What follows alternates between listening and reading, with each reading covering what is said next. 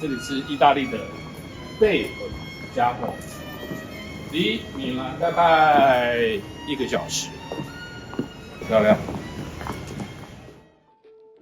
今天带大家来玩一个城市，它是意大利伦巴底地区除了米兰以外最有钱的一个城市，它叫贝尔加莫。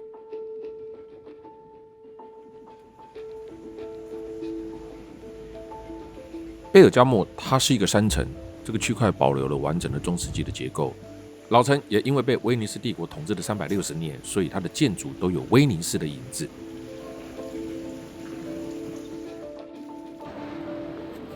现在我们要来城市塔旁边的餐厅，用上我最爱的意大利餐哦。这个城市塔可以追溯到12世纪，它也是威尼斯城墙环绕的一部分。那数百年来，城市塔一直是这一座城市的中心点。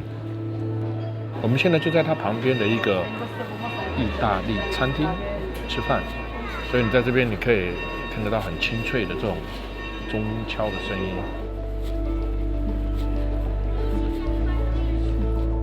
那我们现在所处的叫做上城区，其实它还有下城区。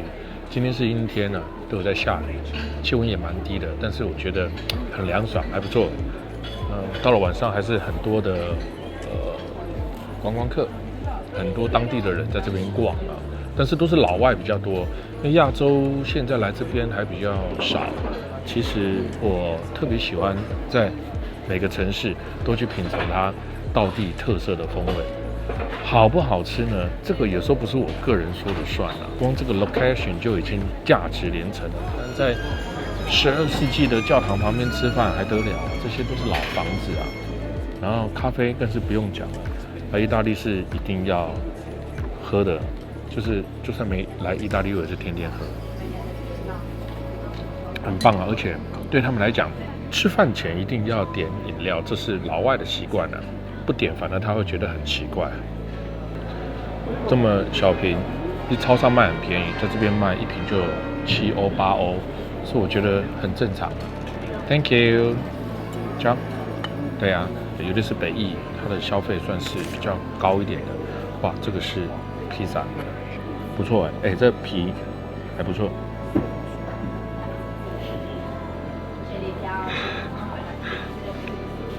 反正我自己要吃的没关系。真的哎，我觉得意大利每个地方做的披萨口味都不太一样，不会很咸，不会很咸，很像饼干，还不错啊。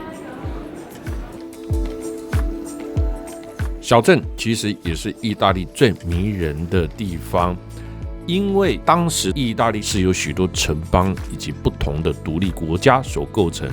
贝尔加莫呢，在这漫长的历史当中，也经历过罗马帝国、伦巴底王国，还有威尼斯共和国、热内亚等等。那我们现在看见的贝尔加莫，是因为威尼斯共和国在新建威尼斯城墙，重建了贝尔加莫这一个旧城，成为我们现在看见中世纪文艺复兴时代的样貌。而且很幸运的是，在2战它并没有遭受到轰炸。这个老城是在15世纪左右建成的。然后呢，最上面有没有看到狮子？那一只狮子呢，就是威尼斯帝国留下来的标志了。那当时威尼斯帝国属于平和时期的话，那一只狮子它就是在看书啊。如果你看到那个狮子手上拿的兵器，那就当时它就不是所谓的和平时期，就是它在战争。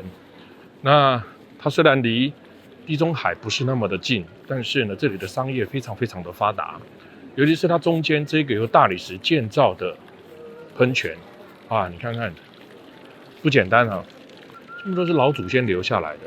你看现在大家争先恐后，抢着要来这边看这一些古老的建筑。你现在看到的这个喷泉是1780年代当时统治贝尔加莫的威尼斯总督捐赠的，带有强烈威尼斯的象征。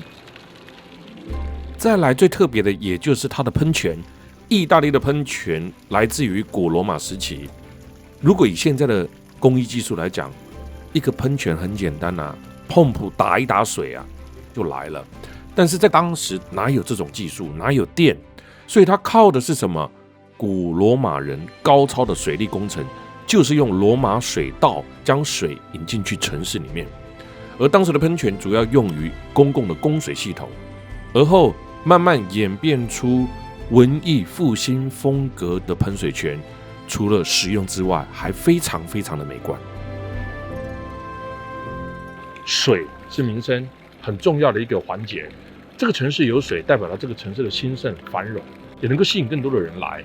所以罗马人造水道是非常厉害的，尤其是他们很早就使用混凝土跟大理石建材，去创造出它很多的建筑模式。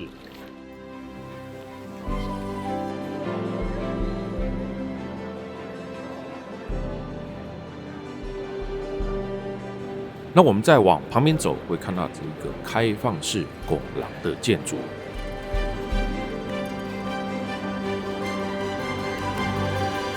这种拱形天花板，它的特色是分散重量，创造大尺度的公共空间。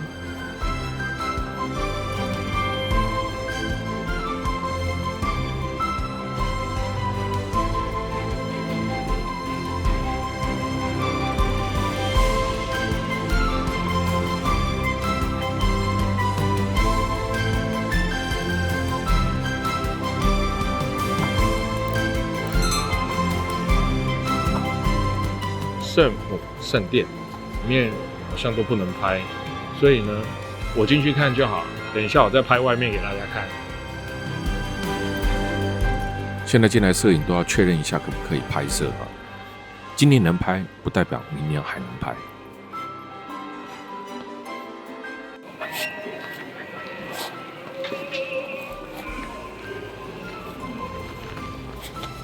好漂亮！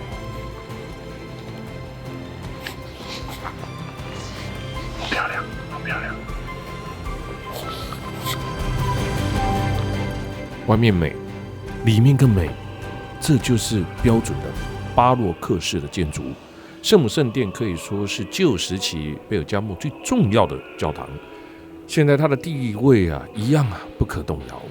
作为一个艺术的爱好者，不要说你了不了解艺术的本质是什么，基本上艺术就是一种美，这种美你要慢慢的去品尝，细细的去欣赏。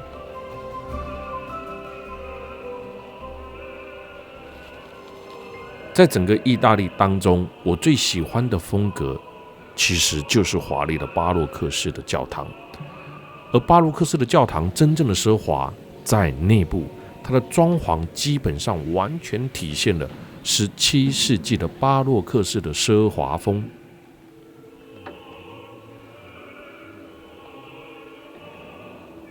在这里面经过了6个才华洋溢的设计师，包含了亚历山德罗，还有安德烈、罗伦佐、贝尔纳多和安德里亚，再来就是一个不具名的艺术家，不可考的艺术家。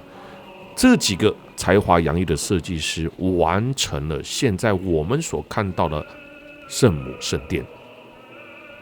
这座大教堂内部的奢华细节很多，天花板更是惊人到不行啊！所以我说，艺术有时候是值得我们细细品尝的。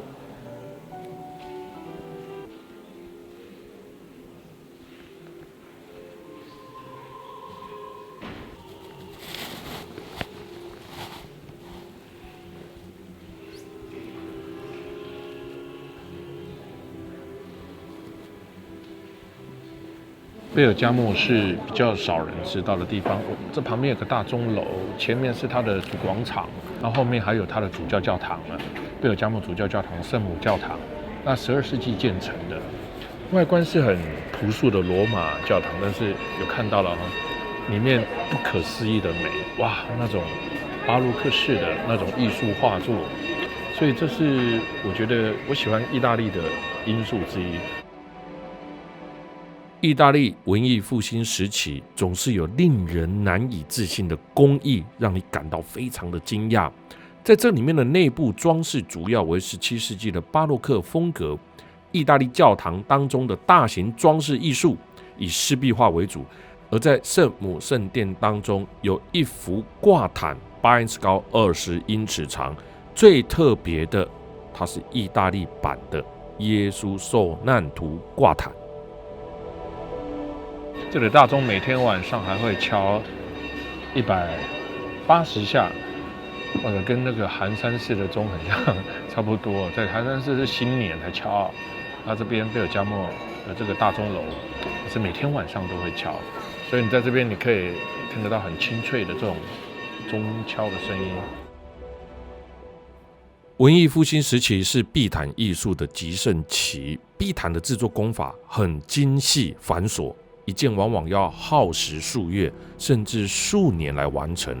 它都是由羊毛线编织而成，繁复的工艺带来的人力成本，除了我们在教堂看得到之外，其实中世纪的贵族会用壁毯来作为它的炫富指南哦。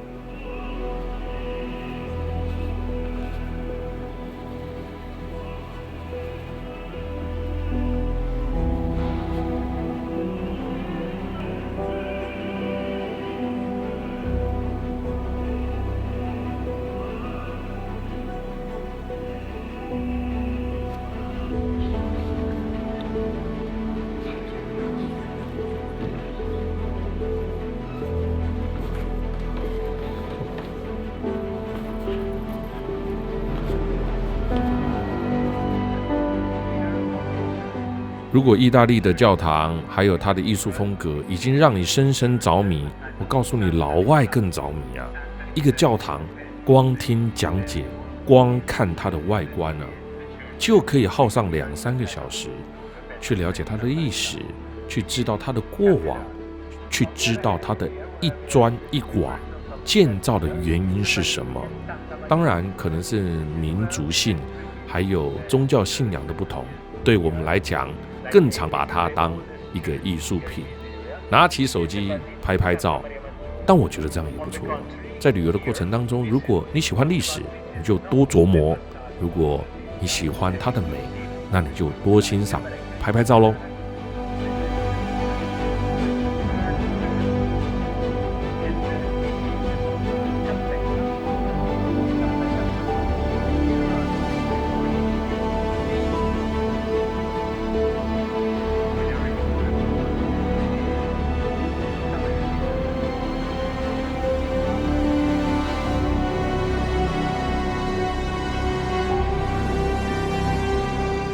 意大利知名的景点真的太多了，庞贝古城啊，阿马菲海岸啊，罗马啦，米兰啦，对吧？但是呢，你知道意大利不知名的小景点其实更多更漂亮。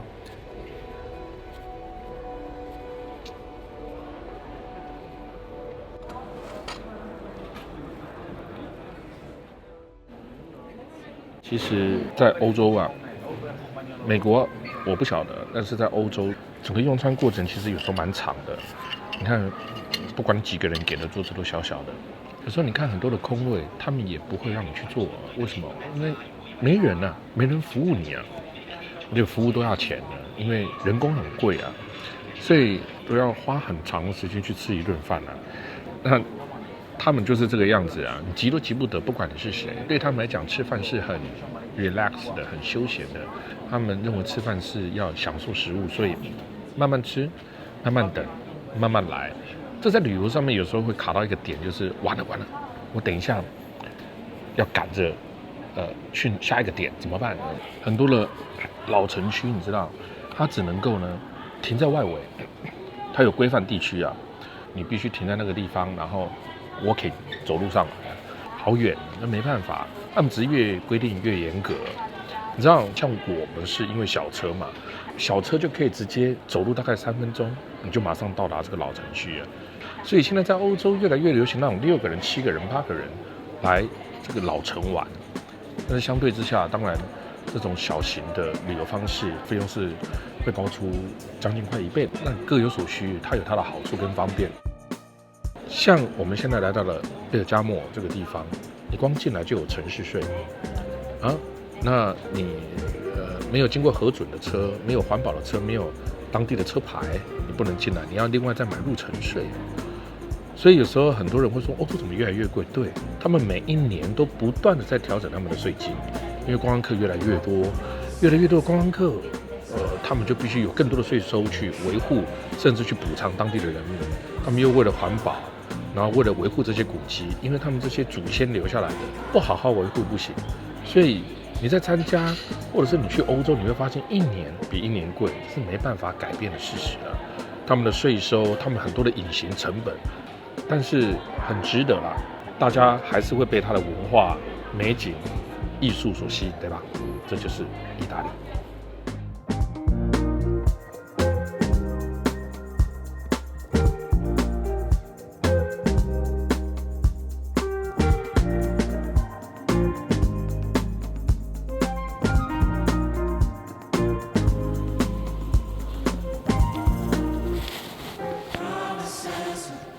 Silence, so